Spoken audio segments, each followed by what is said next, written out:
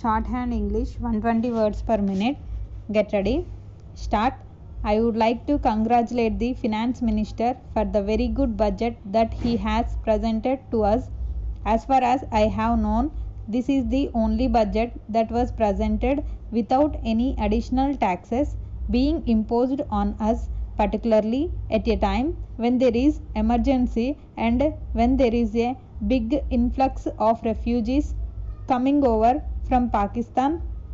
He must be congratulated for having managed to present a budget like this without any additional taxation, though it is true that there are no additional taxes imposed.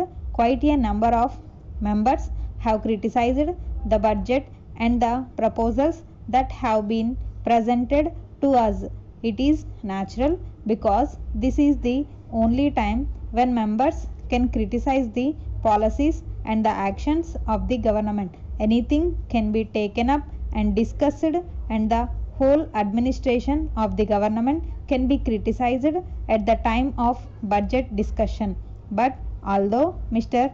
Krishnamachari is so clever as to have managed to present such a budget, he feels irritated over any criticism that is made against him or the government.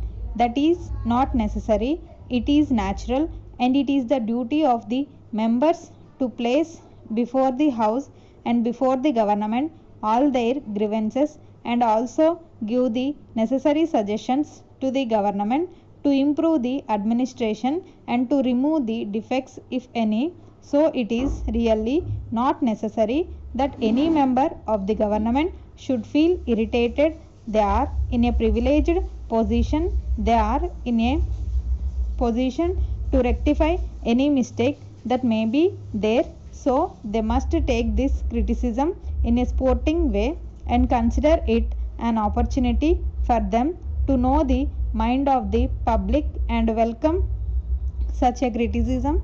Now, for any country, the basic necessities are food, clothing, and shelter. The main criticism during this discussion was that some of the taxes that were imposed last time were not withdrawn. Generally, such a thing is not done.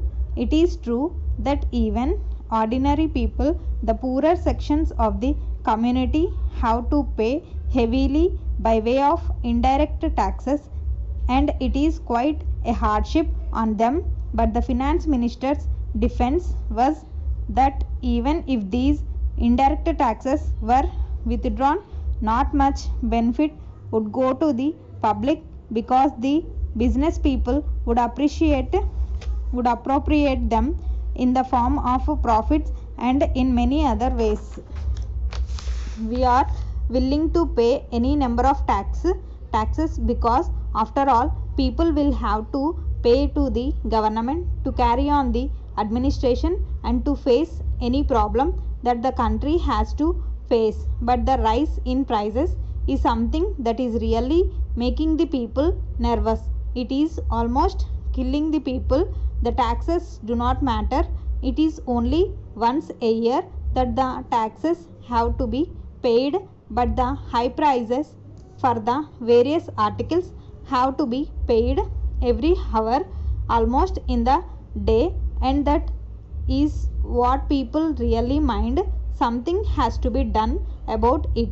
Some sort of reply was given, but it was not convincing. We are not clear in our mind as to what exactly the government intends to do to bring down the prices. This is the most important thing, and this is the only thing that a greater section of the people is interested in. They would really be happy if something is done about it. The next thing I said was clothing. Even though so many textile mills are coming into existence and huge profits are being made by the mill owners, the price of cloth is still high. More than all this is the problem of shelter. We have seen during this cold weather how many people in Delhi died